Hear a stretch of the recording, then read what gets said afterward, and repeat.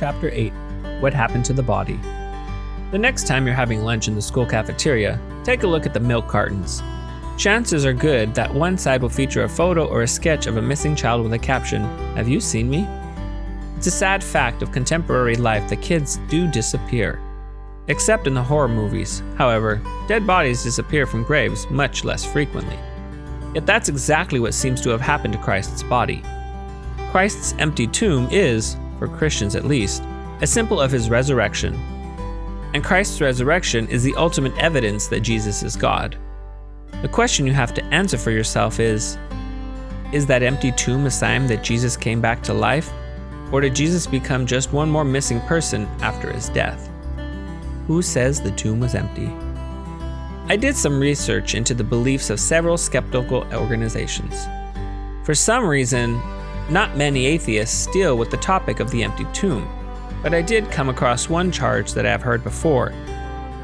Skeptic Jeffrey J. Lauder said he had trouble believing Christ's tomb was empty because none of the disciples or early Christian preachers pointed to it.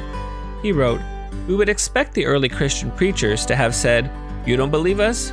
Go look in the tomb yourselves. It's at the corner of 5th and Main, third sepulchre on the right.'"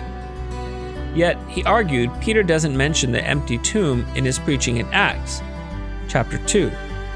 Lauder concluded, if even the disciples didn't think the tomb was tradition and is any good, why should we? Good question.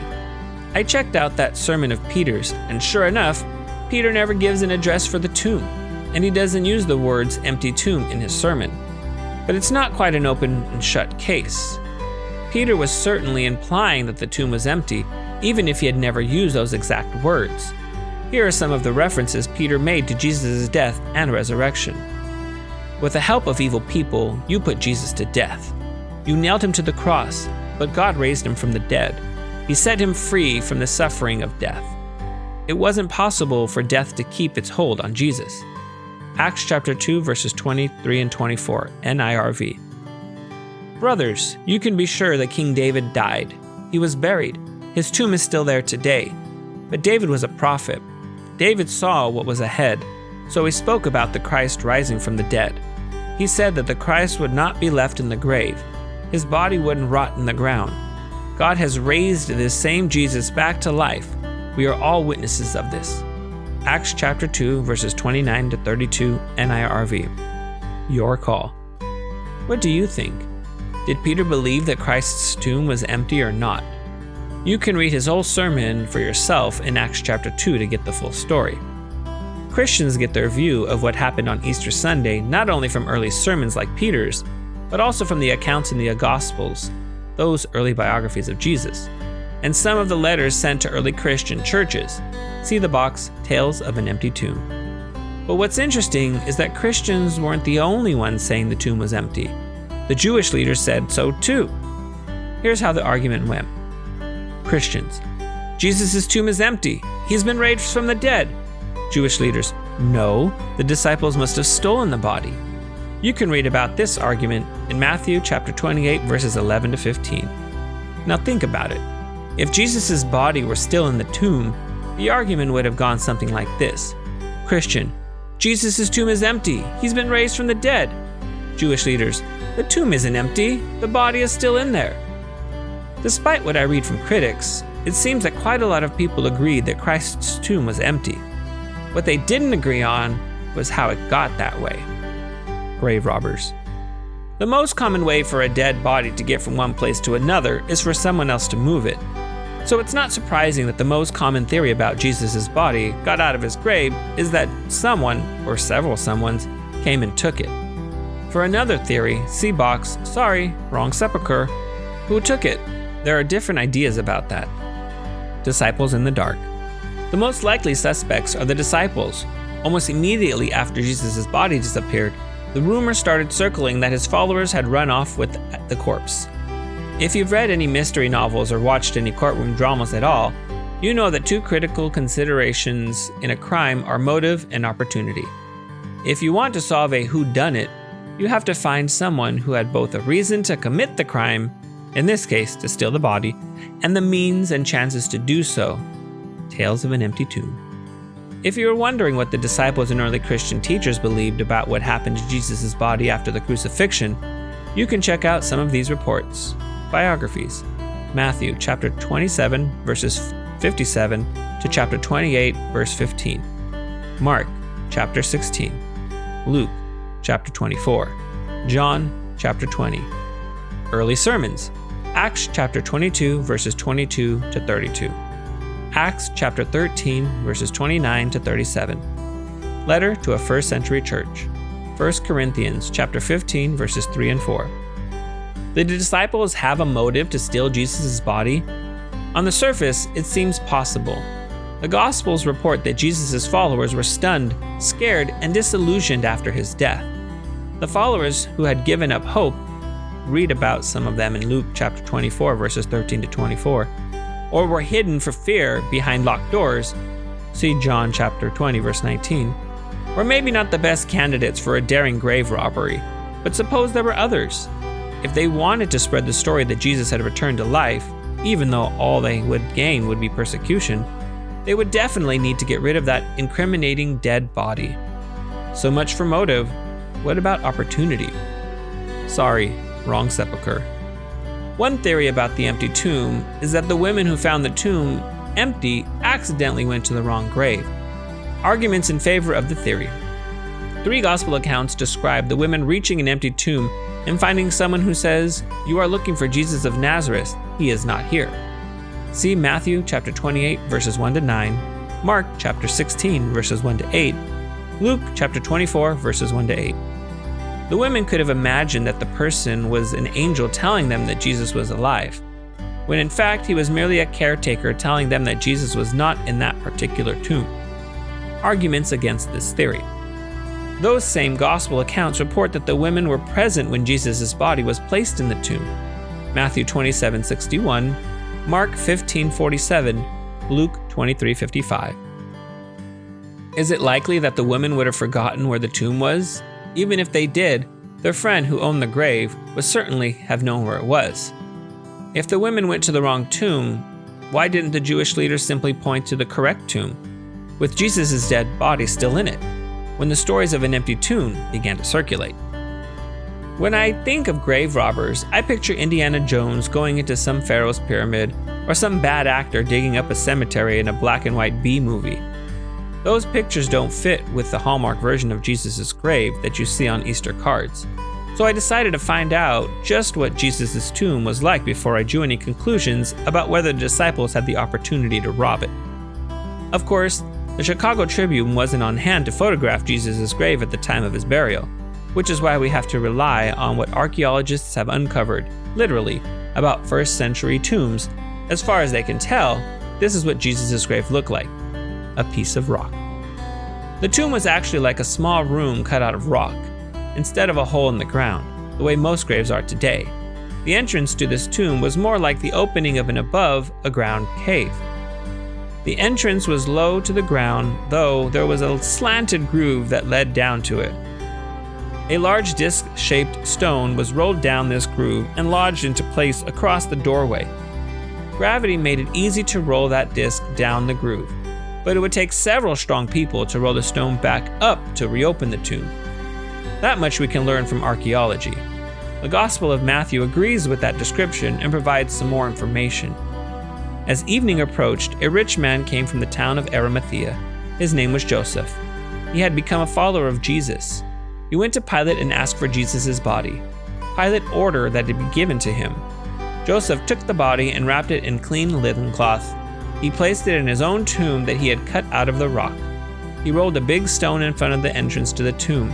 Then he went away. Mary Magdalene and the other Mary were sitting there across from the tomb. The next day was the day after the preparation day. Chief priests and Pharisees went to Pilate. "Sir," they said, "we remember something that liar said while he was still alive. He claimed, 'After 3 days I will rise again.' So give the order to make the tomb secure until the 3rd day. If you don't, his disciples might come and steal the body. Then they will tell the people that Jesus has been raised from the dead. This last lie will be worse than the first." "Take some guards with you," Pilate answered. "Go, make the tomb as secure as you can." So they went and made the tomb secure. They put a seal on the stone and placed some guards on duty. Matthew chapter 27 verses 57 to 66, NIRV. Swak, sealed with a cord. To seal a tomb in Jesus' day, the authorities would wrap a rope or cord around the entrance.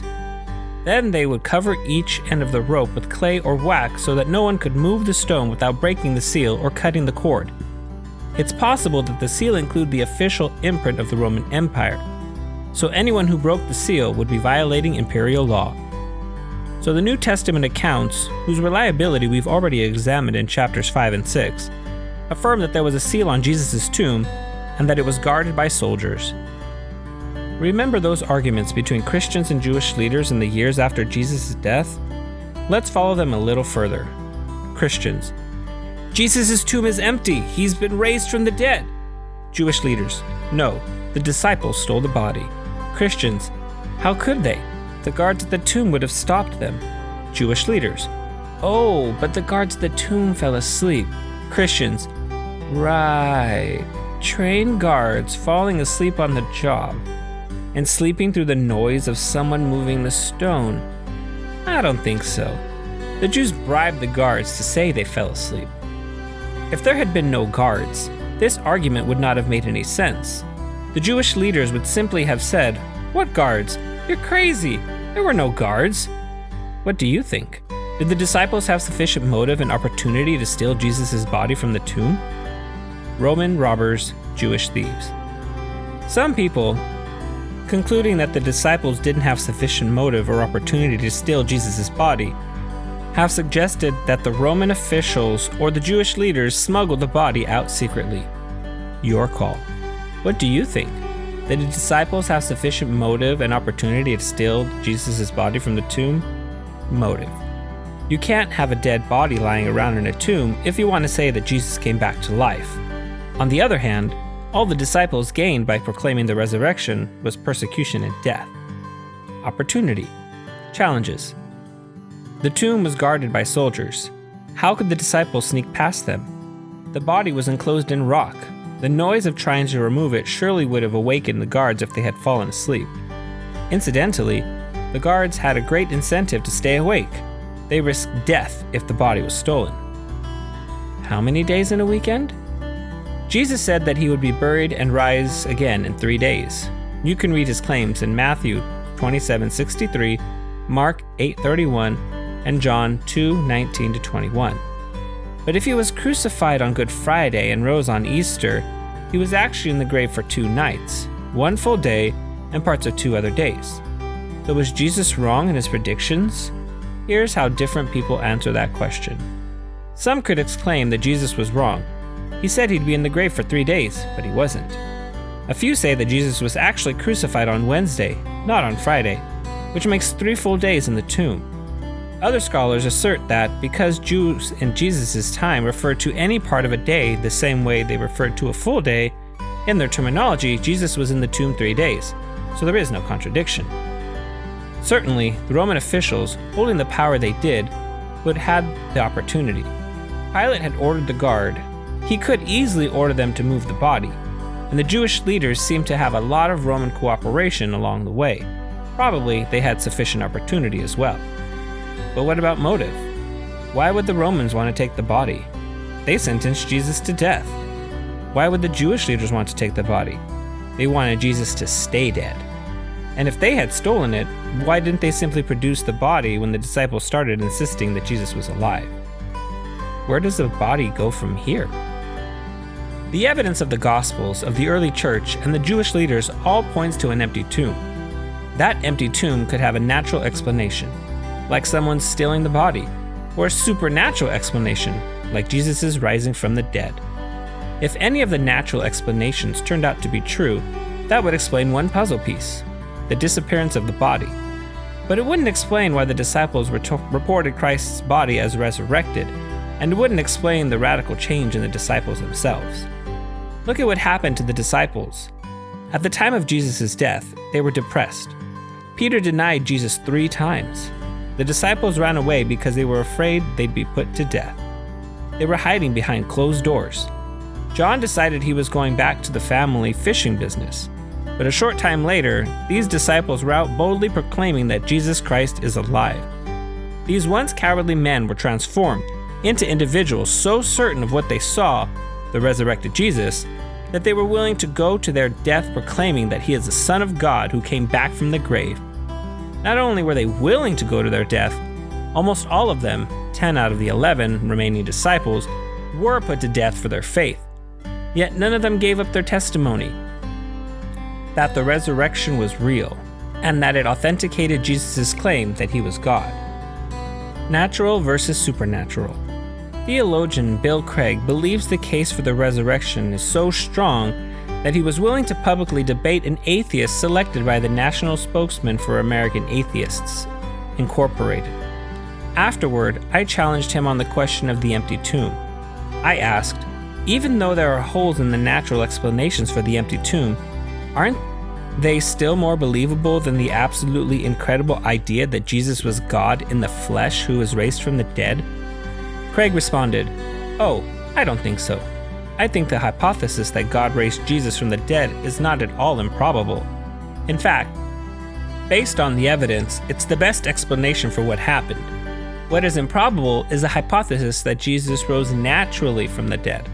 That, I definitely agree, is unbelievable." "Can you make that a little clearer?" I asked. "What it really comes down to," Craig explained, "is whether the supernatural exists. If it doesn't, then the idea of a dead corpse coming back to life on its own after 3 days is a pretty lame proposition. But if the supernatural does exist, then it's possible that Jesus was raised by supernatural power." With that, he summarized his position.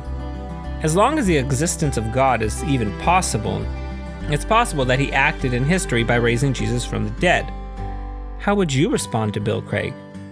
What happened after the discovery of the empty tomb to change them? That's what Chapter 9 explores.